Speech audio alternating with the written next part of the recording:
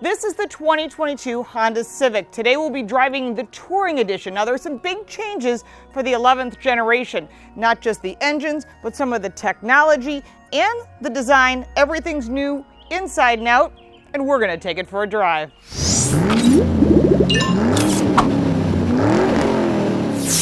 Welcome back to the channel. Today we're going to look at the all-new Honda Civic. Now there are 4 trim levels. We're going to look at the top trim level, which is the Touring. This is the one you're going to want if you want to spend the money. It has a different engine, but it also has a lot of new technology, and they want to showcase everything they can do, which is why they lend us the Touring Edition. Now here at Car Coach Reports, we do more than car reviews and first looks of new vehicles. We give you information because we want you to have car smarts. Don't forget to subscribe and click that little bell so you don't miss anything. Now we're going to go through 10 categories on this vehicle that the dealer is not going to go over. The reason for that is they want to sell you the car because that's their job. I'm going to give you information, and we'll also have in the description down below the competitors and links to those reviews, so when you decide what vehicle you want, you're not going to have a problem because you're going to know what meets your needs. We're going to cover 10 categories: performance, handling, safety, which is improved. We'll look at visibility, seating comfort. We'll talk about technology, which is a huge improvement on this vehicle, as well as some of the features or options. Then we'll talk about the design and why it's improved and how it looks different. We'll look at quality. We'll go to the back. We'll talk about cargo storage. We'll talk about price and the different price ranges that are with this Civic. And in the end, we will give you a Car Coach Reports total so you can compare to the other vehicles and their totals, and where some have strengths and some have weaknesses. And we're going to go through each category. Let's start with under the hood. Under the hood of the LX and Sport models is a 2-liter, 158 horsepower engine with a CVT transmission. But under our Touring test vehicle, we have the more powerful, more fuel-efficient 1.5-liter turbocharged engine with better fuel economy, and that's in the Touring and the EX trims. That is 180 horsepower and 177 pound-feet of torque. 0 to 67.9 seconds. Let's see what she does in sport mode.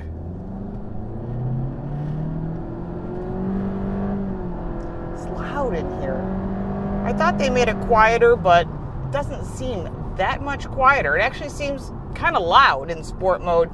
And I also noticed that on the highway it's loud, and that's part of the suspension setup and how that's been improved as well. But I still think it's kind of loud. Again, you need to drive all the competitors, and when you listen to all of the reviews, you'll hear the road noises in each one, so you can kind of get a feel. Fuel economy in this vehicle is 33 miles to the gallon in the city and 42 on the highway. Overall for performance, this vehicle is a bit anemic, although it is pretty good in the class. I don't think using it in sport mode makes that much of a difference. You can hear the difference. I'll let you listen. That goes to eco mode, and that sounds pretty good. I'm going to hold a steady speed here of 40. Goes to normal, and then the RPMs go up just a touch. And you go to sport, and it jumps just a little bit more. But honestly, it's not that much of a difference. Keeping it in the regular normal mode is probably going to get you pretty good fuel economy, and of course the best is going to be in eco mode. I did have somebody comment on one of my other videos, what does eco mean? Eco means it's ecologically friendly. You're getting the best fuel economy in this particular case. While driving it in normal mode, the performance is pretty good. It is fine on an off-ramp. It's a little bit struggling for a pass, especially if you put your foot in it and you're expecting great performance. This is not a performance vehicle. Again, we're waiting for the SI and the Type R. That will be exciting. We are always looking forward to that, and we have reviewed the SI and the Type R, and you can check those out up here and also on my channel. All of the new Civics are backed by a CVT. Most reviewers do not like them because it's always hunting for a gear, and that is frustrating for us, although it's designed for better fuel economy, and we do understand that. Overall, for performance, our Touring Edition has that 1.5-liter turbocharged engine, and for performance, it earns a 7. There is updated handling on this Civic, and part of that is going to give you a better ride, a more specific tuned suspension. In addition to that, better brakes. I'm going to hit the brakes. Here we go. Oh, that was pretty good. Of course, everything on the passenger seat just slid to the floor, which means the brakes are doing their job. Firm pedal, good specific braking, and that's really important, and you're going to want that when you have a vehicle of any type, especially if you're driving around family or friends. Although this vehicle understeers, which is kind of a safety feature for most people, you can't get in over your head so easily because there's not that much power. This vehicle is really designed to be a better handling vehicle than its previous generation, and it does accomplish that in many ways. When you're looking at this vehicle, as far as suspension, it is very specific, but there is a lot of road noise. You can hear that right now. This is a pretty smooth road that I've chosen, and I'm kind of disappointed in how loud it is. But it's not like it's so loud you can't have a conversation. It's just a lot of road noise. When you're looking at handling for this vehicle, it earns a 9. Standard on all trim levels is the enhanced Honda safety sensing, which includes some of the things you see here. The tire pressure monitoring, which is standard on pretty much everything. Anyhow, the driver assistance setup, the meter setup, everything is right here. You can see some of the safety features that are included, which is really nice. Forward collision warning, and you can adjust the distance. That's the automatic cruise control, forward vehicle, road departure, lane keeping assist, blind spot information, traffic sign recognition, speed limits, speed limiter, and driver attention monitor. This is really good for new drivers as well. When you hit each of the buttons, it explains what it does, and you have the option to make it visual or audible. A good example is forward collision warning, which the government wants to make standard. You can select the distance, whether you want it long, normal, or short. Everyone is different, and it's most likely set up so that you can adjust it based on your reaction and if you're paying attention to the road. In addition, there are controls on the steering wheel where you can turn that on or off. For the lane departure warning, I prefer it off. And when you turn on the cruise control, you can also pick the distances that you would like between you and the vehicle in front of you. When you're driving, you get to pick what works for you, which is really nice and a major plus that Honda offers as standard on all trim levels. This is another feature that I really like. It's the road departure mitigation. On the left side of the steering wheel down low, you can press this button and it'll tell you a bunch of information, including lane departure warning, blind spot collision, and then over here you can see all of these readings are right here. And I'll tell you what, it's good to have it and you can adjust it as you need. When you're looking at standard safety on every vehicle, having all of this and you can adjust it for safety, this Honda Civic earns a 10. When you're looking at visibility for this Civic, big piece of glass, narrow A-pillars, which is the pillar between the windshield and the side, really well done. The sills are a touch high, but certainly nothing to get upset about. When you put the vehicle in reverse, I think the camera is nice and clear. It's wide, it's 180 degrees, and that's really important because you want to see what's going on behind you.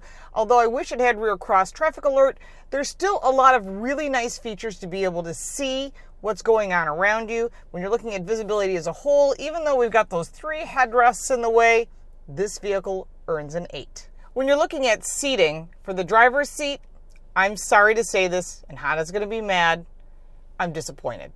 There's no lumbar at all. Now, again, you need to sit in this seat to see if it's comfortable for you, because this vehicle will not get more comfortable over time, no matter what anybody says. So I think there's a lack of lumbar support, which is that lower back. No, I do not have a back problem, but I think the seat needs to be comfortable. And driving it around town for a week, I have to say, the seats are not comfortable in my opinion. The side bolsters are great. The leather material is nice in the Touring Edition, but the passenger side doesn't have anything different either. So instead of having lumbar on both sides, they removed it on both sides, which makes no sense because some of the competitors are putting it in both sides because they're listening to you. There is adjustable height seat belts, which I think is important. That is really good as well. Let's take a look at the second row, and then I'll give you a Car Coach Reports rating. I set the passenger side seat for me on 5'8", so there's a little bit of knee room. If you're 6 feet tall and you're sitting here and you're 6 feet tall back here, it's going to be very tight. There's plenty of room behind the driver's seat. Again, depends where you set the seats, so it's important that your family sit in this vehicle. You can seat 3 people across the back. There are very limited options in this vehicle, and this is the Touring Edition. There's a speaker here and a speaker down below. Behind the center console is 2 USB connections. When you pull down the center armrest, there are 2 cup holders. There is no pass-through, but these are 60-40 split seats. And when we cover cargo, you'll see that the cargo space is more. The space in the vehicle is more, and that is an improvement. But sadly, these seats are not comfortable. In my opinion, you need to sit in this seat as well as all the competitors before you make a decision. But for me, seating on this vehicle is a 4. When you're looking at technology for the Honda Civic, standard is a 7-inch color touchscreen with Apple CarPlay and Android Auto. And then available is the new HD 9-inch color touchscreen and wireless Apple CarPlay and Android Auto, which is available on the Touring and EX. So we have the Touring, so we're getting the big center 9-inch screen, and that is excellent. On this screen, you have a lot of apps, including built-in navigation, which is a touch on the slow side, as you can see. And this will list all your apps in black and white, big, bold, easy to use, and yes, you can touch the screen. And not all the competitors offer that, but to me, I think that's important. All of your settings are easy to use and very intuitive, and you can hear the buttons as you touch them with a click, which I think makes it easier, and that really is an improvement. Now, the volume control, you may laugh, but we've been complaining as journalists that we don't like that slide. We want an actual dial. We now have that, but there isn't one for tuning. Tip the home button. There is an actual button here, which is appreciated, as well as a back button in case you get into something where you really don't want to be in that particular app. There are also smart shortcuts that are built in, so you can have your favorites and you can organize a screen as you wish. In front of you on the Touring Edition is a 10.25-inch screen, huge, and it's digital, and it's easy to use.